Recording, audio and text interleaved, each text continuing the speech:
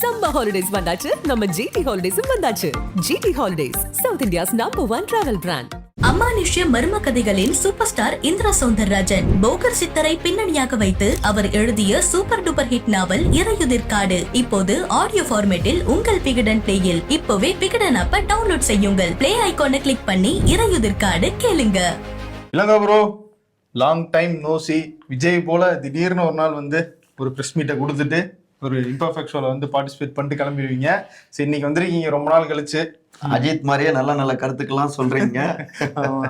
ரொம்ப மாசம் கழிச்சு நம்ம நேயர்களை பார்க்கணும். நம்ம 2 பேரும் சேர்ந்து ஒன்னா. ஆமா, நிறைய விஷயங்கள் இருக்கு. இன்னைக்கு சூப்பரா கலக்கிறோம். நான் உங்கள் சகோ சேத்தா இளங்கோவன். நான் உங்கள் வெங்கடேஷ். ஓகே, ஷோக்குள்ள போயிடலாம்.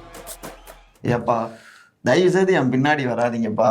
அரசியல்ல வேணா பின்னாடி வாங்க, ஆனா என் கேரவன் பின்னாடி, வண்டி பின்னாடி வராதிங்க. நான் இப்ப ஷூட்டிங்க்கு போறேன். ஜனநாயகன், இந்த ஜனநாயகத்தை காப்பாத்துறதுக்காக அந்த ஷூட்டிங்க்கு போறேன், வராதிங்கன்னு கெஞ்சாதீங்க ப்ரோங்கிற ரீதியில பாவம் அவரு கேட்டாப்ல. அந்த அளவுக்கு நடந்துருச்சு. விஜய் தாங்க மதுரைக்கு போறாருன்னா அவர் கோயம்புத்தூர் முடிச்சுட்டு அங்கேதான் அரசியல் நிகழ்வுல பங்கேற்க போறாருன்னு நினைச்சிட்டு இருந்தாங்க. ஆனா இல்ல, நான் ஜனநாயகனுடைய படப்பிடிப்புக்கு தான் போறேன், அதனாலதான் வெளியே வந்திருக்கேன் அப்படின்ற மாதிரி அவர் பேசி சொல்லியிருக்காரு. ஆனா பிரஸ் மீட் எல்லாம் கொடுத்திருக்காரு இங்க சென்னையிலேயே. அது பிரஸ் மீட்னு தான் பேரு. ஆனா அதுல என்ன பேசினாரு? தயவு செய்து என் பின்னாடி வராதிங்க, நான் வந்து இப்ப படப்பிடிப்புக்கு போய்கிட்டு இருக்கேன், எல்லாரும் நீங்க என்னை பின்தொடர்றத பார்த்தா எனக்கு வந்து பதற்றமாவும் வருத்தமாவும் இருக்கு, பகீர்னு இருக்கு, இப்பெல்லாம் வராதிங்க, உங்களுக்கு ஏதாவது ஆச்சுன்னா ரொம்ப கஷ்டமாயிரும் அப்படின்னு தான் பேசிட்டு போயிருக்காரு. 2 வீலர்ல போறதை பத்தி எல்லாம் சொல்லியிருக்காரு. அந்த அளவுக்கு தான் அந்த நிறைய ரீல்ஸ் எல்லாம் பார்த்தா, அந்த இதெல்லாம் அப்படி தாறுமாறா போறாங்க. ஹெல்மெட் எல்லாம் போட்டுக்கோங்கன்னு சொல்றாரு. ஏன்னா ஏற்கனவே அங்க பாத்திருப்பீங்களா, இந்த கோவையில மேல திடீர்னு ஒருத்தர் மரத்துல இருந்து குதிச்சு வராரு.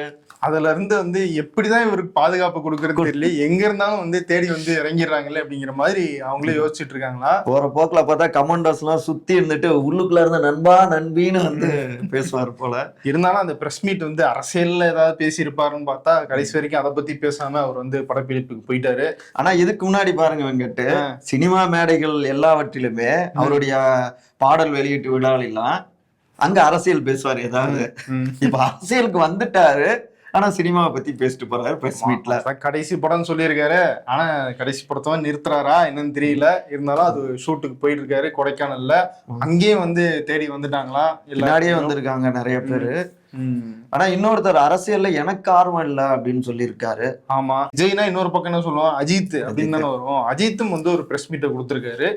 அவர் பேசினது என்னன்னா, எனக்கு அரசியல்ல ஆர்வம் கிடையாது, ஆனா என்னுடைய சக சினிமாவில இருக்கிறவங்க வந்து அரசியலுக்கு வந்திருக்கிறதா செய்தி வருது, அவங்களுக்கு நான் வாழ்த்துக்களை தெரிவிச்சுக்கிறேன். அரசியல்ல வர்றது யார் வேணா வரலாம், ஆனா நல்லது செய்ய முடிஞ்சா அவங்களுக்கு என்னுடைய வாழ்த்துக்கள் அப்படின்னு சொல்லியிருக்காரு. அது ஒரு துணிச்சலான முடிவு அப்படின்லாம் பாராட்டி இருக்காரு.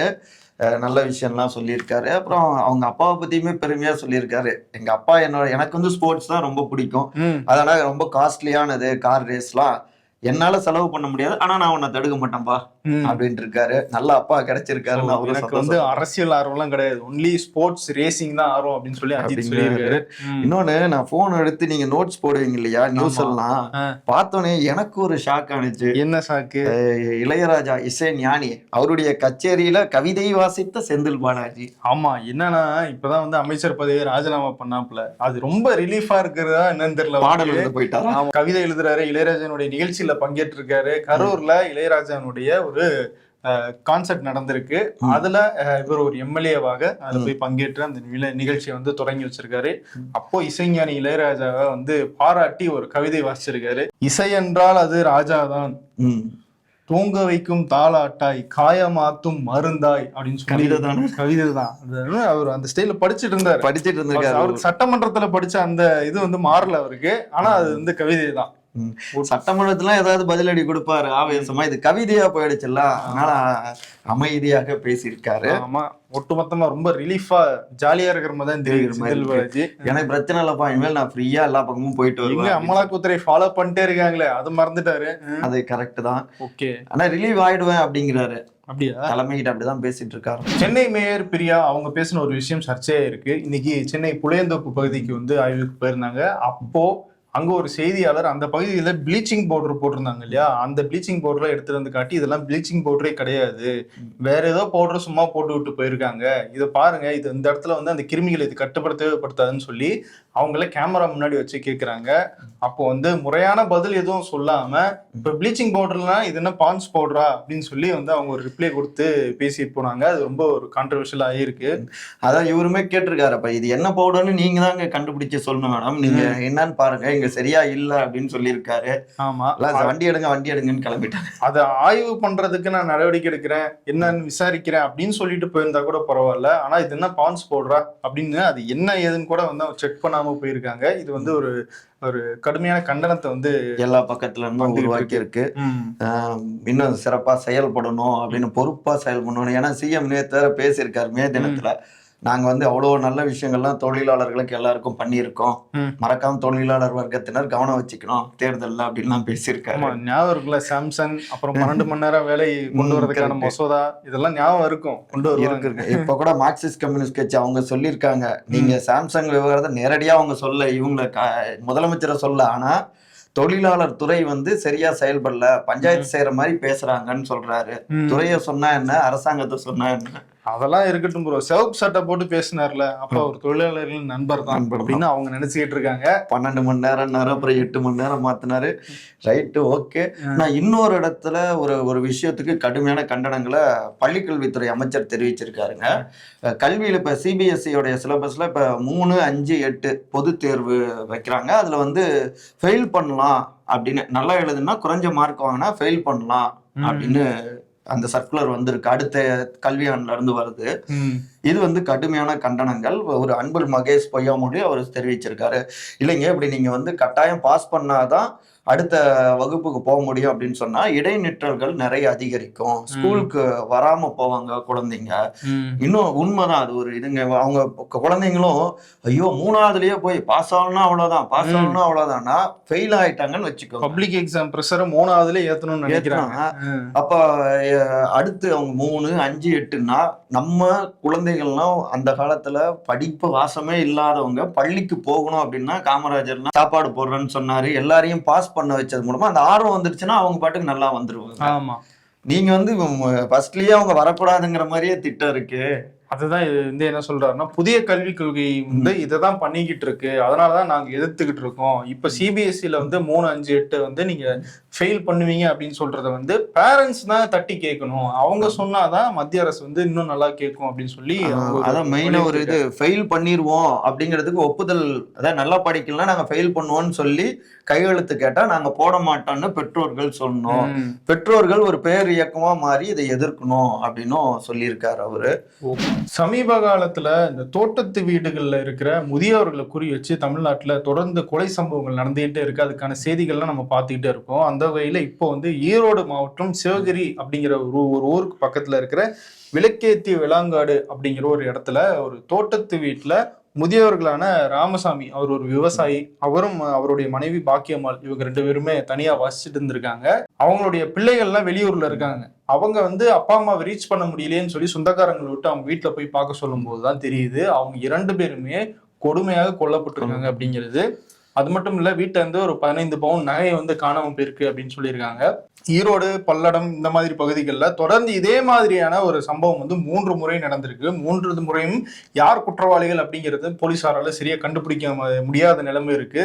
சட்டம் ஒழுங்கு ஏன் இந்த அளவுக்கு வந்து கெட்டு போச்சு அப்படிங்கிற விமர்சனங்கள்ல தொடர்ந்து எழுந்துகிட்டே இருக்கு. இல்ல, இவரு எதிர்கட்சி தலைவர் எடப்பாடி அவருமே அதான் பட்டியலிட்டு இருக்காரு எக்ஸ் தளத்துல. இந்த 2022ல இருந்து எவ்வளவு பேர் அங்க கொல்லப்பட்டிருக்காங்க, கொலை நடந்திருக்கு அப்படின்னு பட்டியல்லாம் போட்டு, நீங்க சட்டம் ஒழுங்கு சூப்பரா இருக்கு அப்படின்னு வந்து சட்டமன்றத்திலாம் பேசுறீங்க, வாய்க்கிலேயே பேசுகிறீங்க, ஆனா என்ன நடந்தது, இதுதான் உங்களுடைய சட்டம் ஒழுங்கை பாதுகாக்கின்ற லட்சணமா அப்படின்னு கடுமையாகவே அட்டாக் செஞ்சு எடப்பாடி பேசியிருக்காரு. கண்டிப்பா ஒரே பேட்டர்ன்ல இந்த மாதிரி கொலைகள் நடந்துகிட்டு இருக்கு. அதுவும் ஈரோடு அந்த கொங்கு பெல்ட் வந்து தோட்டத்து வீடுகள் அதிகம், அதை மையப்படுத்தி தனியா இருக்கிற முதியோர்களை மையப்படுத்தி இந்த மாதிரி கொலை நடக்குதுன்னா அதை கண்டிப்பா காவல்துறை கட்டாயம் அதை கிராக் டவுன் பண்ணணும். இன்னொரு பக்கம் வந்து சகாயம் ஐஏஎஸ், ஓய்வு பெற்ற ஐஏஎஸ் அதிகாரி, அவர் நீதித்துறை ஆணையராக செயல்பட்டு இந்த குவாரிகள் வழக்கை வந்து கையாண்டாரு. கிட்டத்தட்ட 1 லட்சம் கோடி தமிழ்நாடு அரசுக்கு இழப்பு அப்படிங்கிற அறிக்கையெல்லாம் கொடுத்திருந்தாரு. அவர் ஓய்வு பெற்றுட்டாலும் எனக்கு பாதுகாப்பு இல்லை, என்னுடைய உயிருக்கு வந்து ஆபத்து இருக்கு அப்படிங்கிற ஒரு முக்கியமான ஸ்டேட்மெண்ட்டை கொடுத்திருக்காரு. அந்த வழக்குல இன்னைக்கு அவர் நேரில் ஆஜராகணும். ஒரு ஆணையர் அப்படிங்கிற அடிப்படையில அவர் சில சாட்சியங்களை கொடுக்கணும். அதுக்காக நீதிமன்றம் சம்மன் பண்ணியிருந்தாங்க. நான் போகல அப்படின்னு சொல்லி கடிதம் மூலமாக நீதிமன்றத்துக்கு தெரிவிச்சிருக்காரு. அதுல அவர் சொன்ன காரணம், தமிழ்நாடு அரசு எனக்கு கொடுத்துட்டு இருந்த காவல்துறை பாதுகாப்பை தன்னிச்சையாக என்கிட்ட கேட்காமே வந்து அவங்க விலக்கிக்கிட்டாங்க. அதனால நான் இப்ப அங்க டிராவல் பண்ணி வந்தேன்னா என்னுடைய உயிருக்கு ஆபத்து இருக்கு, அதனால நான் வரல அப்படின்னு சொல்லியிருக்காரு. அந்த டைம்ல இங்க வெங்கட் பயங்கரமா அது போயிட்டு ஆய்வெல்லாம் பண்ணாரு, அங்கேயே படுத்து தூங்கினாரு. நரபலி மாதிரி, அதாவது எலும்புகள்லாம் எடுத்தாங்க, நரபலி இருக்குமான்லாம் இது பண்ணாங்க. ரொம்ப பயங்கரமான கிரவுண்ட் ஒர்க் எல்லாம் பண்ணாங்க. அது பின்னாடி இருக்கிற அந்த பகீர் ஷாக் சமாச்சாரங்கள் பலவற்றுமே அம்பலப்படுத்தினாரு. எந்த இடத்துலயும் சமரசம் ஆகாத ஒரு அதிகாரியா இருந்தாரு. ஆமா, அதுக்கான பலன்களை வந்து பனிஷ்மெண்டா பல இடத்துல வந்து ஃபேஸ் பண்ணாரு. அதுல பனிஷ்மெண்ட் மாதிரிதான் பண்றாங்க. நீங்க அரசியல்வாதிகள் அப்படிதான் தோணுது. அவருக்கு ஒழுங்கான பாதுகாப்பான சட்டப்படியான பாதுகாப்பு கொடுக்காம, கொடுத்திருக்கிற பாதுகாப்பையும் வந்து தொடராம இப்படி பண்ணா அப்ப என்ன அர்த்தம்? நீ என்ன வேணாலும் ஆயிக்கணும். ஏன்னா அவருக்கு 2 முறை வந்து அவரை கொன்றுவா அப்படின்னு மிரட்டல் கடிதெல்லாம் வந்திருக்காங்க. ஏற்கனவே அதிமுக ஆட்சியிலையும் சரியான பாதுகாப்பு இல்லை, திமுக ஆட்சியிலையும் தன்னுடைய பாதுகாப்பு விலக்கிட்டாங்க அப்படிங்கிற குற்றச்சாட்டை வச்சிருக்காரு. இதுல மட்டும் 2 கட்சி ஒன்னா சேர்ந்துட்டாங்க, திராவிட கட்சிகள் தான். வெறும் 50 நாட்கள் தான் வெங்கட்டு. ஆனா 77,540 பேரை நாய் கடிச்சிருக்கு தமிழ்நாட்டுல. ஆமா, அதுல 3 பேர் ரேபிஷ் மரணங்கள். நாய்க்கடிங்கிறது ரொம்ப மோசமா போயிட்டு இருக்கு. ஆனா பெருசா யாரும் பார்க்காத மாதிரியே ஒரு ஃபீல். நடுவுல நிறைய இதெல்லாம் பண்ணாங்க நாய்க்கடியை தடுக்கிறதுக்கு. அந்த உரிமையாளர்கள் வந்து என்ன நாய் இருக்கு என்னெல்லாம் பதிவு பண்ணணும், அந்த முகத்து அந்த வாய்க்கு வந்து இது கட்டணும் அப்படின்லாம் சொல்லியிருக்காங்க. ஆனாலும் இன்னொரு பக்கம் அது ஒரு பெரிய தொல்லையா.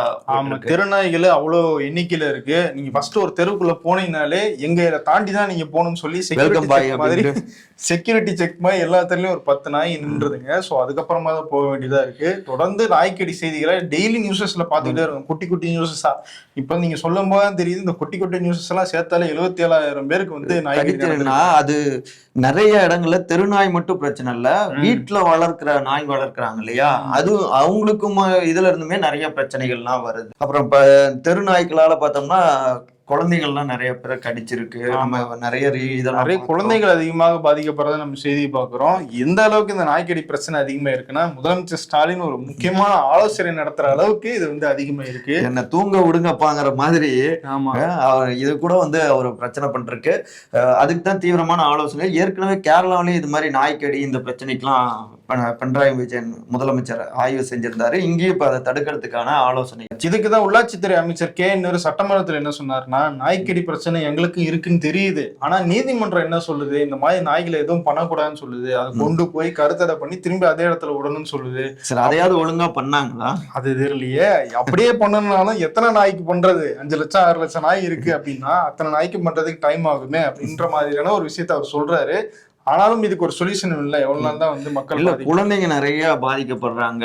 அது ரொம்ப கஷ்டம் இல்லைங்களா? ஆமா, தடுக்கணும் அது.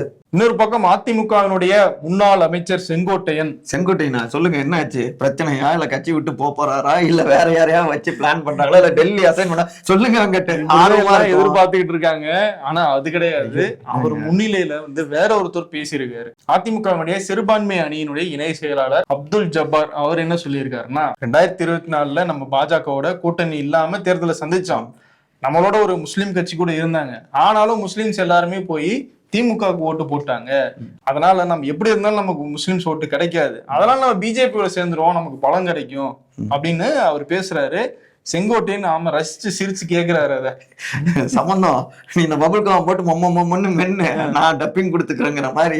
ஆமா, இவர் வாய்ஸா தான் அவர் பேசியிருக்காரு. அதான் இவங்களுக்கு என்னன்னா, ஒட்டுமொத்தமா அதிமுகவுக்கு சிறுபான்மையினருடைய ஓட்டு வேணாம் அப்படின்ற ஒரு முடிவு எடுத்துட்டாங்களா அப்படிங்கிற மாதிரி இந்த மாதிரியான சம்பவங்கள்லாம் நடந்துகிட்டு இருக்கு. அப்ப கச்சிதமா தான் அசைன்மெண்ட் அதாவது இம்ப்ளிமெண்ட் பண்றாரு போல செங்கோட்டையன். ஆமா, அது ஆனா என்ன சொல்றாரு, நான் ஒரு தொண்டனாக தான் இருக்க விரும்புகிறேன் அப்படின்னா அதை மட்டும் அப்பப்ப வந்து தூக்கி விட்டு போயிடுறாரு. இல்ல, எடப்பாடியோட மைண்ட் வாய்ஸ் என்னவா இருக்கும்னா, நீங்க பேசினாலும் எனக்கு பிரச்சனை, பேசலைனாலும் எனக்கு பிரச்சனை, ஏன் நீங்க இப்படி பண்ணீங்க? ஏன்னா தம்பிதுரை முன்னாடி இப்ப பேசினார்ல, ஞாபகம் வருது, வக்பு சட்ட திருத்த மசோதாக்கு எதிராக நாங்க வாக்களிச்சோம், அப்ப வந்து நாங்க சிறுபான்மையினர் நலன்ல எவ்வளவு இருக்கோம், கூட்டணி உறுதியான பிறகும் கூட நாங்க வந்து எங்களுடைய கடமையை செஞ்சோம். சோ நாங்க சூழ்நிலையால, அதாவது தேர்தலுக்காக ஒரு கூட்டணி சேர்றதுங்க வேற, கொள்கைங்கிறது வேற. கொள்கையில நாங்க உறுதியா இருக்கோம் சிறுபான்மையினர் பாதுகாப்புலன்னாரு. ஆனா அப்ப சொல்றாரு, ஆனா அதெல்லாம் வந்து நடக்காது, நமக்கு சிறுபான்மையினரோட வாக்கு கிடைக்காதுன்னு அவங்க கட்சியை சேர்ந்தவங்களே பேசிக்கிட்டு இருக்காங்க. இதை அவர் கவனிக்கிறாரான்னு தெரியல. இவ்வளவு பிரச்சனைகளுக்கு நடுவுல தான் அதிமுகவுடைய செயற்குழு கூட்டமும் இன்றைக்கு ஈவினிங் வந்து நடக்குது. வெங்கட் நிறைய விஷயங்கள்லாம் முன்னெடுப்பாங்க. நாளைக்கு அதை பத்தி பேசிடுவோம். ஓகே. இன்னொரு பக்கம் கேரளாவில் விழிஞ்சம் துறைமுகத்தை வந்து திறந்து வச்சிருக்காரு பிரதமர் மோடி. சர்வதேச துறைமுகம் வந்து அங்க சிபிஎம் அரசாங்கம் இருக்காங்க, இந்தியா கூட்டணி தொடர்ந்து அதானி மேல வந்து குற்றச்சாட்டு வச்சிட்டு இருக்காங்க. ஆனா என்னன்னா இந்த விழிஞ்சம் துறைமுகத்தை வந்து கேரள அரசாங்கத்தோட கட்டமைக்கிறது வந்து அதானி நிறுவனம் தான். ஸோ கௌதம் அதானியும் இன்னைக்கு அந்த நிகழ்ச்சியில இருந்தாரு, மேடையில பிரதமர் மோடியோட இருந்தாரு. அதே நேரம் பிரதமர் மோடி வந்து பேசும்போது என்ன சொன்னார்னா, மேடையில வந்து சசி தரூர் இருக்காரு, அவர் காங்கிரஸ் எம்பி, முதலமைச்சர் பினராயி விஜயன் அவர் சிபிஎம், இவங்க 2 பேருமே இந்தியா கூட்டணியில இருக்கீங்க, நீங்க 2 பேருமே இந்தியா கூட்டணியுடைய முக்கியமான தூண்கள், இன்னைக்கு நிறைய பேர் தூக்கத்தை இழக்க போறாங்க அப்படின்னு ஒரு குண்டை போட்டு போயிட்டாரு பிரதமர் மோடி. கூட்டணிக்கு வாங்கங்கிற மாதிரி பேசுறாங்க. என்னன்னா அவங்க இப்படி இந்தியா கூட்டணியில இருக்கிறவங்க அதானியோட சேர்ந்து ஒரு துறைமுகத்தை திறக்கிறாங்க, அதை பிரதமர் மோடி கையால திறக்க வைக்கிறாங்க அப்படின்னும் போது அவங்களுடைய குற்றச்சாட்டுக்கு எதிராக அவங்களே நடந்துக்கிறாங்களே அப்படின்றதுனால தூக்கம் கெட்டுவாங்கன்ற மாதிரி பாயிண்ட போட்டுவிட்டு போயிருக்காரு. இங்க கேரளாவுக்கு போன மாதிரியே இன்னொரு பக்கம் ஆந்திரா அமராவதி தலைநகர், அங்கேயும் வந்து கிட்டத்தட்ட 57,000 கோடிக்கு மேலான அந்த திட்டங்கள் எல்லாத்தையும் தொடங்கி வைக்கிறாரு பிரதமர் நரேந்திர மோடிங்க. சோ அதாவது மாநில கட்சிகள்லாம் செல்வாக்காக ஆட்சி புரிகின்ற அந்த மாதிரியான ஏரியாக்களை அதிகமா டார்கெட் பண்றாரு, சவுத் இந்தியாவை டார்கெட் பண்றாரு. ஆமா, குறிப்பா இந்த அமராவதி அப்படிங்கிறது இதுக்கு முன்னாடி ஜெகன்மோகன் ரெட்டி ஆட்சியில இருக்கும்போது 3 தலைநகர் அப்படின்னு ஆக்குனாரு. அதுக்கப்புறம் இல்ல, நாங்க திரும்ப அமராவதியை தான் தலைநகர் ஆக்க போறோம்னு சந்திரபாபு நாயுடு வந்து திரும்பவும் மீள்கட்டமைப்பு பண்றாரு. சோ அங்கதான் போய் திறந்து வச்சுக்காரு பிரதமர் மோடி. சாதிவாரி கணக்கெடுப்பு நடத்தப்படும்னு மத்திய அரசு அறிவிச்சாங்க. எப்ப பண்ண போறாங்க அது கேள்வியா இருக்கு. அதுதான் விஷயம். எப்பன்னு நேரடியா சொல்லல, ஆனா மத்திய அமைச்சர் கிஷன் ரெட்டி என்ன சொல்லியிருக்காருன்னா, நாங்க விரைவில், அதாவது அடுத்த ஆண்டு மக்கள் தொகை கணக்கெடுப்பு நடத்துவோம், அதோட சேர்த்து சாதிவாரி கணக்கெடுப்பையும் நடத்துவோம் அப்படின்னு சொல்லியிருக்காரு. இவங்களுக்கு வந்து சாதிவாரி கணக்கெடுப்பு நடத்துறது, மக்கள் தொகை கணக்கெடுப்பு நடத்துறது ரொம்ப முக்கியமா அப்படின்னு பாத்தீங்கன்னா, அதோட சேர்ந்து இன்னொரு விஷயமும் முக்கியமா இருக்கு. என்னன்னா அதுதான் டீலிமிட்டேஷன், தொகுதி மறுவரையறை. இப்பதான் பூனை வெளியில வருது. ஆமா, நீங்க வந்து 2026க்கு பிறகு எடுக்கப்படுற மக்கள் தொகை கணக்கெடுப்பை வச்சுதான் டீலிமிட்டேஷன் பண்ணணும். அதனாலதான் நாங்க விரைவில் மக்கள் தொகை கணக்கெடுப்பு நடத்த போறோம், அதோட சாதிவாரி கணக்கெடுப்பு நடத்த போறோம் அப்படின்னு சொல்றாங்க. இப்ப நீங்க வந்து திமுக போன்ற கட்சிகள்லாம் நீங்க டீலிமிட்டேஷன் பண்ணக்கூடாதுன்னு சொன்னீங்கன்னா, அப்ப நாங்க சாதிவாரி கணக்கெடுப்பும் பண்ண மாட்டோம், அதையும் நீங்க எதிர்க்கிறீங்களான்னு ஒரு கேள்வி கேட்பாங்க. நீங்கன்னு சொல்றீங்க, திமுக அப்ப நீங்க வந்து சாதிவாரி கணக்கெடுப்போட சேர்த்து அப்படியே உள்ளுக்குள்ளார டீலிமிட்டேஷன் கணக்கெடுத்துறீங்க. எல்லாம் நீங்க சொல்றது எல்லாமே நாங்க செஞ்சுட்டே இருந்தா நாங்க எதுக்கு ஆட்சியில இருக்கோம் அப்படின்னு. நல்லா இருக்கு, கதையா இருக்கு. சாதிவாரி கணக்கெடுப்பு நடத்துறது சமூக நீதி அரசியல்ல ஒரு முக்கியமானது, கரெக்ட். அதோட அப்படியே லைட்டா தொகுதியை குறைக்கலாம்னா இதெல்லாம் சரிப்பட்டு வராது ராஜா, வாய்ப்பில்லை ராஜா அப்படிங்கிறாங்க. இன்னொரு இடத்துல கூட்டணி கட்சிகள் அவங்களுடைய பாஜக கூட்டணின்னு இல்ல, முன்ன கூட்டணியில இருந்தவங்க அன்புமணி ராமதாஸ் ஒரு முக்கியமான கருத்தை சொல்லியிருக்காரு. இல்ல யார் ஸ்கோர் பண்றதுன்னு ஒரு பெரிய பிரச்சனையே ஓடிட்டு இருக்கு. அவரு டிஎம்கே அரசாங்கத்தை திட்டுறாரு. அதே சமயத்துல கேஸ்ட் சென்சஸ், கேஸ்ட் சர்வே அப்படின்னு சொல்றாரு. இப்ப சென்ட்ரல் கவர்மெண்ட் எடுக்கிறது அப்படிங்கிறது ஒவ்வொரு கம்யூனிட்டிலயும் எத்தனை பேர் இருக்காங்க அந்த தலைகளை எண்ணுவது, இந்த சாதியில எவ்வளவு அந்த சாதியில எவ்வளவுன்னு எண்ணுவது.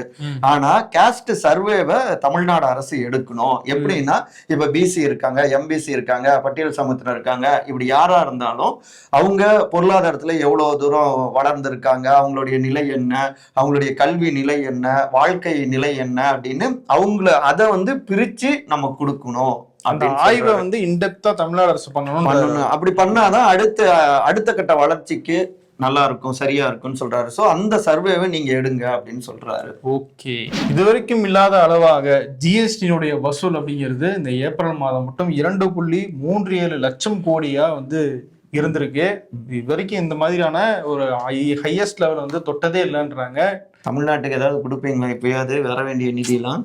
அதெல்லாம் நாங்க எதுக்கு கொடுக்கணும், எங்களுக்கு வசூல் ஆயிருக்குன்னு தான் சொல்லியிருக்கோம், திரும்பி கொடுப்போமான்னு வந்து நாங்க பின்னாடிதான் முடிவெடுப்போம்.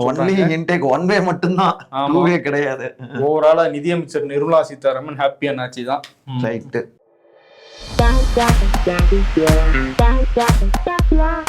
தங்கம் சவரனுக்கு 1640 ரூபாய் குறைந்துள்ளது.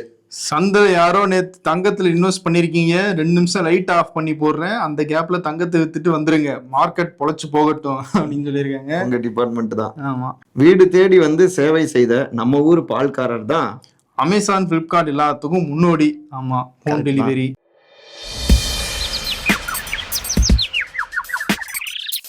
அடிக்கிற வெயிலுக்கு மழை பெய்யும்னு சொல்ற செய்தி கூட கொஞ்சம் இதமா தான் இருக்கு. ஆமா சார், சொந்தக்காரர் இறந்துட்டாரு, போகணும், லீவ் வேணும். ஒர்க் அதிகம் இருக்கு. உங்க சொந்தக்காரங்க இதையெல்லாம் வீக்கெண்ட்ல பிளான் பண்ணிக்க மாட்டாங்களா?